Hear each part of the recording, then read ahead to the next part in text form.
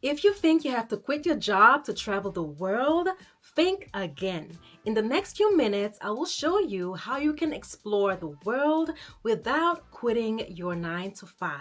Stick around because it is easier than you think.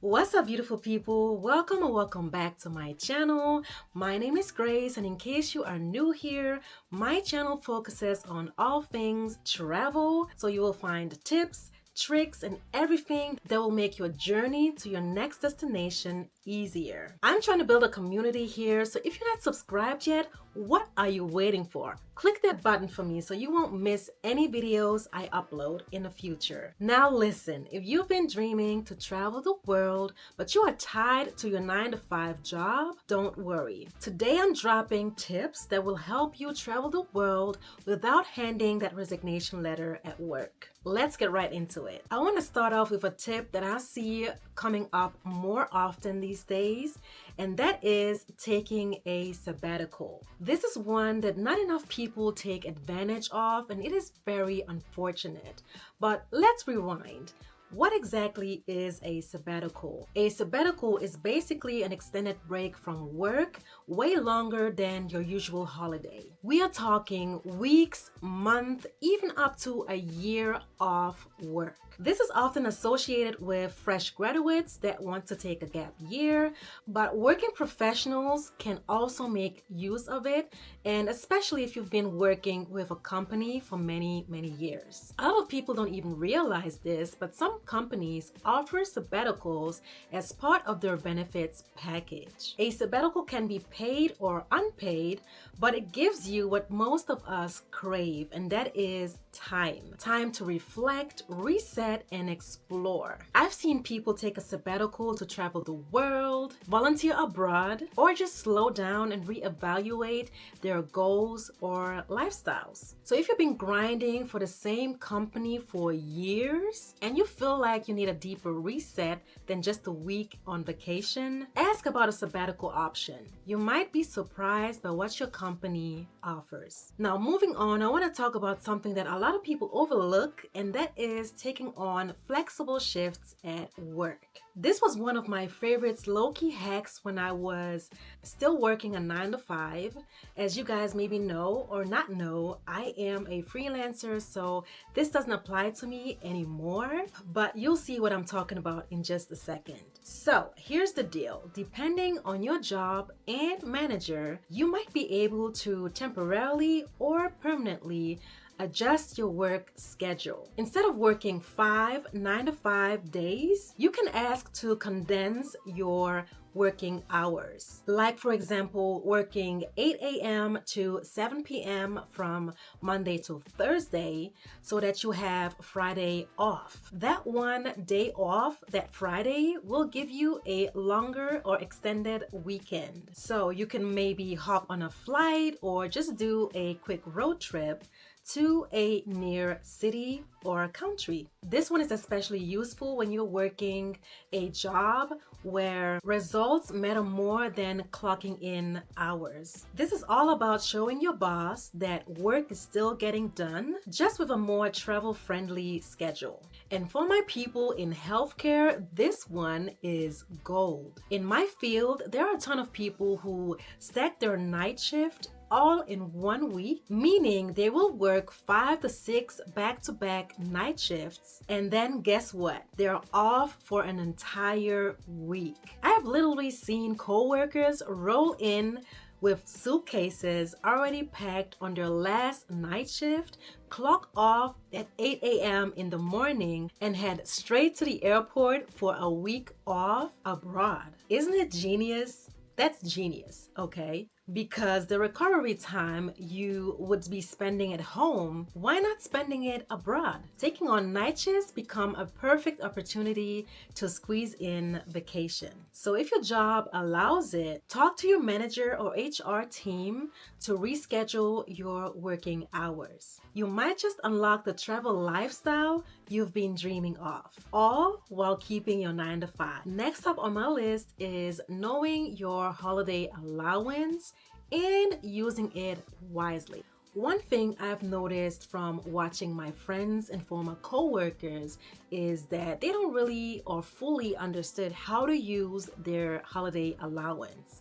And honestly, it is wild how much paid time off goes unused every year. Now, I'm a freelancer, so I can take time off whenever I feel like it, as long as I plan for it, of course. But I've seen firsthand how structured time off policies can still offer a lot of flexibility if you know how to work them. At the previous clinic I worked for, some of my coworkers bought some extra vacation days, and it was just taking off of their paycheck.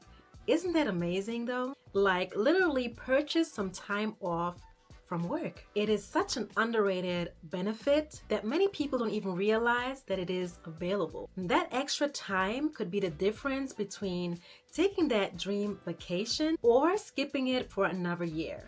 And beyond that, some companies give you your birthday off, a few personal days off, or some extra days around holidays, for example. But here's the thing, right? If you're not asking about it, these options can fly under the radar. So if you're working full-time, check your company's time off policy and see what's possible. Now, let's talk about freelance work. This one is personal because this is exactly how I make travel fit into my life.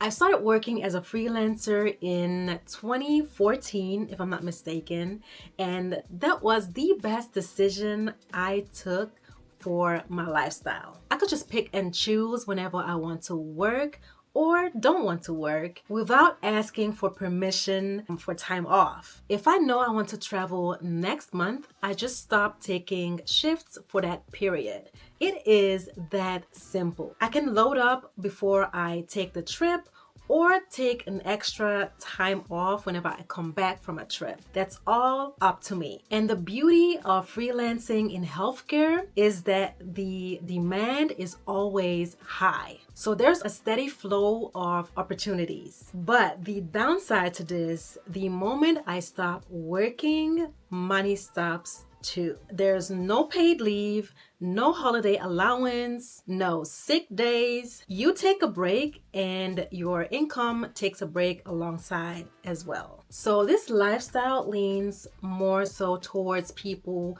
who are okay with a bit of uncertainty and risk. Basically, you have to be good with managing your finances and planning ahead if you want to make it work long term. While freelancing gives you freedom, it also comes along with a lot of other responsibilities. So if you are someone who thrives on flexibility and you don't mind to trade a bit of stability to basically have your travel lifestyle, then freelancing is for you. Now, the next one is something that I see happening more often. I've had so many conversations with coworkers who told me how badly they needed a break, a vacation, just a reset, but actually never used their vacation time. And the reason behind it is some are scared of falling behind at work, others feel guilty of leaving their team short-staffed, and a huge one is that they just don't want to travel alone. They will say something like, my friends don't have time, my family members are too busy, and honestly, it breaks my heart a little because if you really want to travel while you're 9 to 5, you should actually take your leave days. And it doesn't have to be something big, right? Even just hopping on the train, going to the next city, enjoying a full day there, relaxing, enjoying good food, everything that could just make you disconnect from work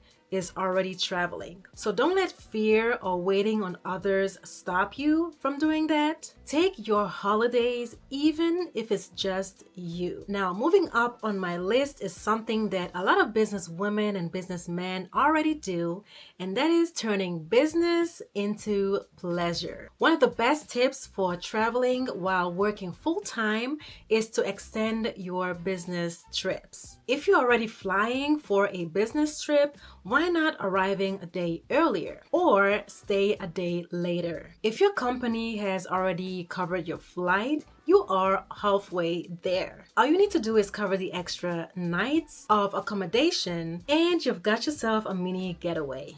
So next time work sends you somewhere, don't just rush back home after the meeting ends. Take advantage of being in a new place. You would be surprised how much fun can be packed into one extra day. Now, sometimes the best trips are the ones where you don't even have to pack a suitcase. One of the most underrated ways to travel while working full-time is to plan a staycation. And no, I don't mean just lying on your couch at home binging on Netflix, although that's valid too.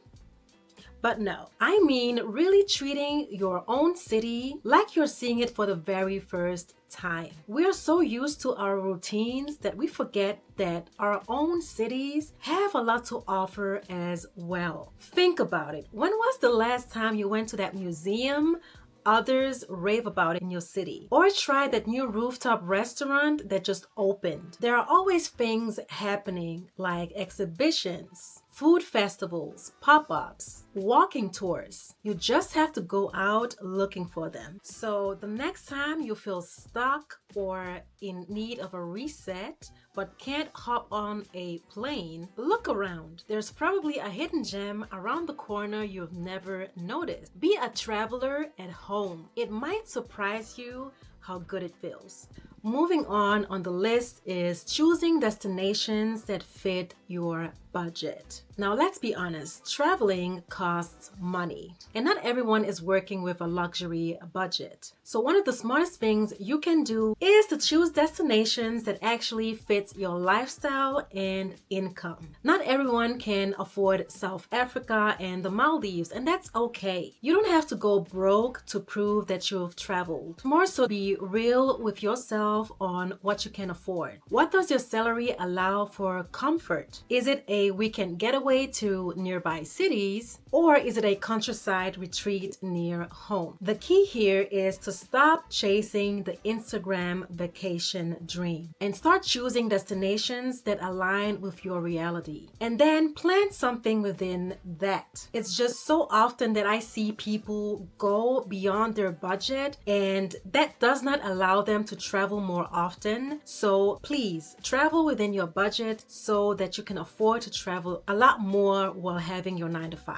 This next one is one of the key points on my list. Yes, traveling while working a 9-to-5 is possible, but like I said, only if you prioritize traveling. I know that sounds simple, but I had so many conversations where people said, I want to travel more, and then spend all their free time on things that has nothing to do with travel. I don't judge, but if traveling more while having your job, your 9-to-5, is so important to you, your decisions should start reflecting just that. For me personally, travel is not just a treat or a getaway, but it is part of my lifestyle. For example, I am never home around my birthday, like ever. I honestly can't remember the last time I threw a party for my birthday because that's just something I don't prioritize. And it's not just birthdays that I am referring to.